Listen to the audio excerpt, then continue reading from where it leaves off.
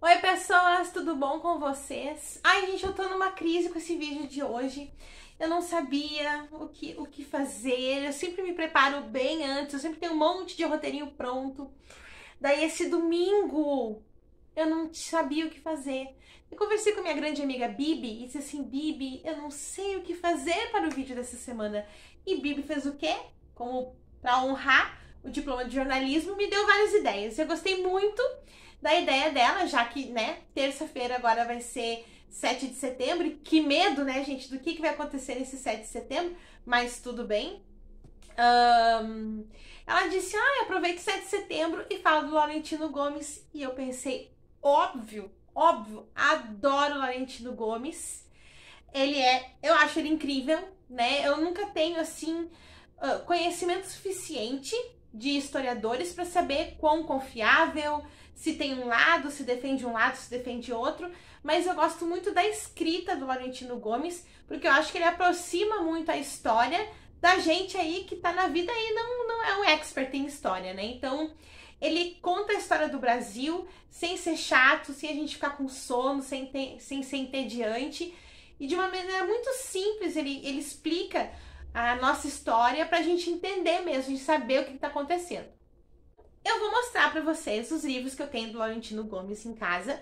Eu convido vocês a procurar o vídeo dele. Se eu não me engano, na Feira do Livro do ano passado de Porto Alegre, tem uma live com ele e foi muito legal. É porque no ano passado, na época da Feira do Livro de Porto Alegre, eu assisti várias lives de escritores, então eu espero não estar falando bobagem. Se for mesmo na Feira do Livro de Porto Alegre, eu vou botar na descrição aqui do vídeo o link para vocês verem, tá? Espero que seja. Mas foi muito legal ouvir, ele tava falando sobre o livro Escravidão, né? E das pesquisas dele e tal, então é muito legal ouvir. Comecei a seguir ele no Instagram, é muito bacana. Ele mostra muitos vídeos, muitas fotos dos lugares que ele visitou, dos países que ele foi, quando ele fez pesquisas sobre o livro Escravidão e tal. Bom, eu vou começar pelo primeiro livro que eu li dele, que é 1808. Né? Então, eu gosto muito que todas as capas dele tem o título e uma coisa muito interessante escrita embaixo. Então, no caso de 1808 é o seguinte: como uma rainha louca, um príncipe medroso e uma corte corrupta enganaram Napoleão e mudaram a história de Portugal e do Brasil. Então, esse livro eu acho que é o maior dele que eu tenho aqui. Eu gostei muito de ler esse livro porque é um momento histórico que para eu dar aula é bem importante, porque é um momento histórico que antecede o romantismo, e essa situação de 1808 é o que prepara a sociedade brasileira para receber, entre aspas, o romantismo. É muito legal. Tem uma história que eu li aqui nesse, que eu achei muito interessante, que ele fala que quando abriu os portos brasileiros, né, porque até então só os navios portugueses podiam chegar aqui no Brasil, e com a família real portuguesa aqui, eles abriram os portos. E daí começou a chegar, por exemplo, navios franceses. E tudo que era da França era maravilhoso. Todo mundo queria ter coisas francesas. E chegou um navio lotado de patins de gelo. E daí a gente pensa, bom, daí ninguém comprou, né? Não, todo mundo comprou porque era francês. O que o pessoal fez com patins de gelo? Cortou carne, usou de faca, usou de fechadura da porta. Então, se tu olhasse assim uma porta e a fechadura era patins de gelo, tu sabia que tinha ali uma família fina, né? Porque tinha um patins de gelo francês na porta. Então, esse livro aqui é muito legal para a gente entender assim como que o nosso país teve algum desenvolvimento com a chegada da família real portuguesa e também algumas coisas ruins, né, que pioraram muito. Infelizmente, foi só a partir daqui que a gente teve a imprensa, só a partir daqui que a gente teve a gente teve escolas e faculdades e tal. Então, mostra de uma maneira muito legal essa época do nosso país. Depois eu tenho aqui dele 1822, né? E aqui diz: como um homem sábio, uma princesa triste e um escocês louco por dinheiro ajudaram Dom Pedro a criar o Brasil, um país que tinha tudo para dar errado. Então aqui a gente tem a independência do Brasil. A independência do Brasil. A bonita que fazer vídeo não sabe. Temos o processo de independência do Brasil. E ainda continua dentro ali daquele englobando o romantismo para mim como professora de literatura.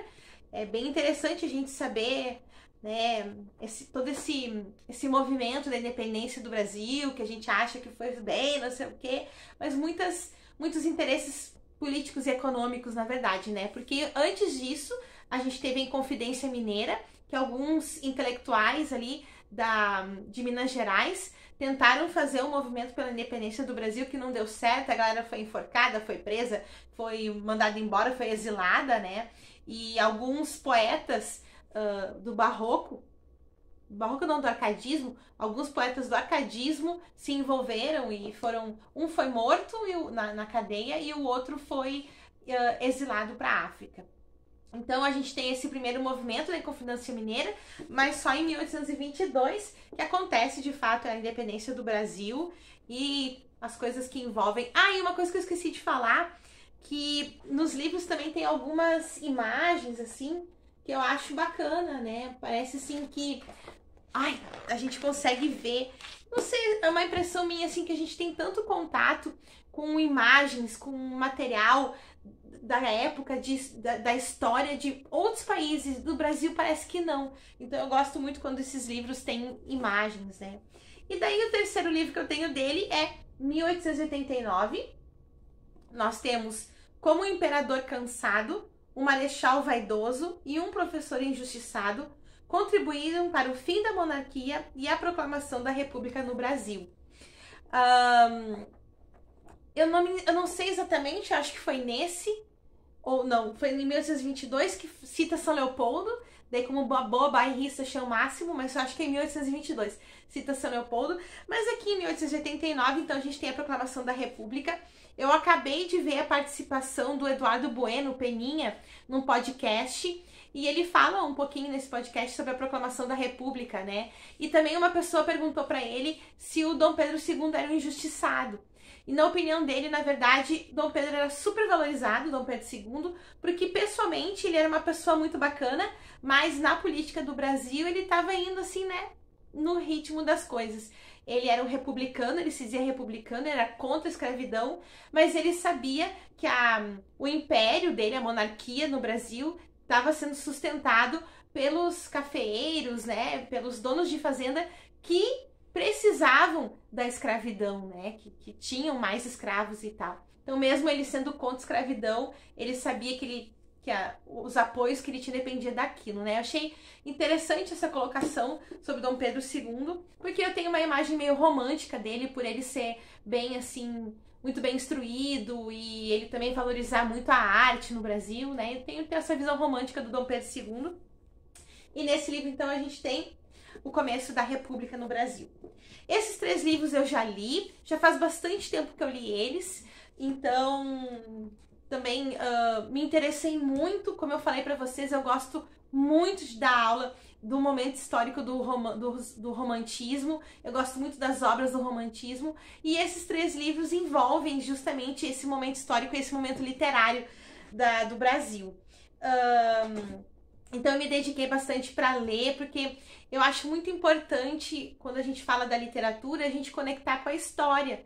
Porque a gente sabendo o momento que está acontecendo ali, a gente entende por que os escritores e os poetas escreveram sobre aquilo, escolheram aquele assunto, usavam aquela linguagem, né? Por que os românticos decidiram que o público-alvo e o assunto dos romances deles seria a burguesia, né?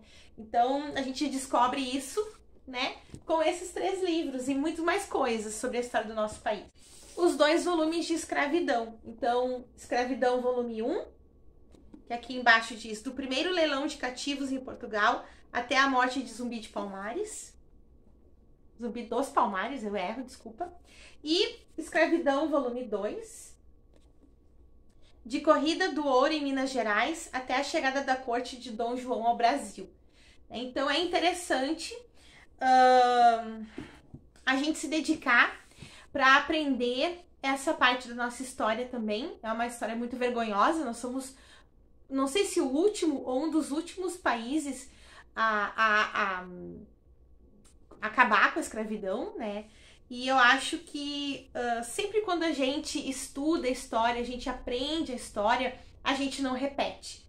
Eu aprendi isso quando eu viajei para a África do Sul e ouvindo de um guia, que ele disse que esse meu guia, ele estava nos guiando num passeio dentro dos presídios da Robben Island. Foi um dos presídios que o Nelson Mandela ficou há alguns anos. E esse guia, ele ficou preso por 5 anos, junto com o Nelson Mandela. E uma pessoa perguntou para ele, né, por que ele optou por trabalhar dentro daquele presídio onde ele ficou preso 5 anos. E ele disse que ele tem orgulho de contar a história dele, do país dele, para ter certeza que aquela história não vai se repetir. Então eu achei isso muito genial e eu acredito de fato nisso, que a gente só não repete aquilo que a gente conhece. E infelizmente o momento que nós estamos vivendo no nosso país é uma demonstração de que a maioria das pessoas não estudam história, que as pessoas não conhecem o passado desse país e a gente está repetindo muita coisa, infelizmente. Então, esse vídeo... eu esqueci de falar, gente, eu ainda não li esses 2 volumes de escravidão, tá? Por isso que eu não falei muitos detalhes desse livro. Quero ler. Como falei, acho importante saber da história. Também porque eu falei muito aqui para vocês já da Eliana Alves Cruz. Eu tô viciada nessa escritora e nos livros dela. E ela fala, em Água de Barrela, ela conta a origem da família dela. Então, desde o ancestral dela que veio da África escravizado e como se formou a família dela. No Crime do Cais do Valongo também ela fala sobre o momento da escravidão aqui no país, retrata. Então, eu acho que não adianta só eu dizer que eu gosto muito dessa escritora e dos livros dela, se eu não me aprofundar nesse conteúdo que ela se dispôs a contar, né? Se eu não saber um pouquinho mais sobre isso, para valorizar ainda mais essas obras que ela escreveu. Esse vídeo, gente, não é nem tanto para falar sobre detalhes desses livros, é para indicar mesmo a leitura deles. Se meus amigos e minhas amigas historiadores e historiadoras estiverem vendo esse vídeo, eu peço que comentem aqui embaixo a opinião de vocês sobre essas obras. É bom a gente saber de especialistas também, né? O quão válido é a gente ler esses livros e quais outros a gente pode também pesquisar. Então convido o pessoal a compartilhar aqui outros livros de historiadores que sejam interessantes a gente conhecer. Mas o meu convite principal, gente, é que vocês busquem conhecer a história do nosso país para que a gente não repita as coisas erradas, né? A Alemanha também é um país que fala muito sobre isso, né? Fala-se sobre, eles falam sobre o nazismo nas escolas para que o nazismo não se repita. Enfim, né? Então, muitos países que passaram por situações muito traumatizantes dentro da sua sociedade têm essa preocupação em conhecer a sua história para não repeti-la. Então, eu convido quem assiste o meu canal a conhecer a história do Brasil. Vamos começar a conhecer, a espalhar esse conhecimento para a gente não deixar repetir os erros, não deixar mais os erros se repetirem, né, gente? Vamos começar a tentar arrumar as coisas devagarinho. Não tenho muita esperança, mas vamos começar a tentar arrumar, tá? Deixem aí, então, uma curtida nesse vídeo. Contem aqui pra mim se vocês acham que dia 7 de setembro vai acontecer umas coisas escrotas mesmo, como estão dizendo. Como eu falei, se vocês conhecem outros historiadores que são acessíveis, como Laurentino Gomes, que seja interessante da gente ler, que seja fácil da gente entender, porque isso é muito importante também, né? Não adianta ser uma escrita pedante, porque a gente se desinteressa. Deixem aqui nos comentários e um beijo pra vocês e até mais ler.